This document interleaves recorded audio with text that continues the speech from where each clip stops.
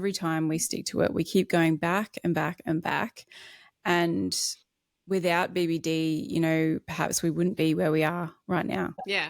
And it's one of those things that, you know, I suppose it's why we love this podcast so much, and why, you know, Mia and I listen to lots of different podcasts. And what you may find in your journey as well is you start to listen to a podcast and all of a sudden you are so involved in that person's world, and you get to understand the way they think, the way they feel. It gets quite personal, I suppose. And I think that's what happened is originally when I first joined, when did I join BBD? In maybe 2022, but I will recheck that and do a little fact check for the podcast. But when I joined, I had heard about him, I think, through a Facebook group.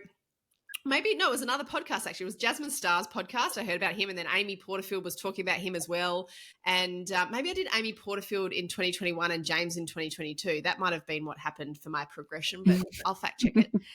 But I heard about him on their podcast, and then I went searching, and then I started listening, and I was in hook, line, and sinker. Because, like you said, Mia, it's that woo-woo meets business. And I'm someone that's been like in the woo-woo closet, that just kind of didn't feel like I could let the woo-woo out, because I wholeheartedly believe that things happen for a reason and manifestation.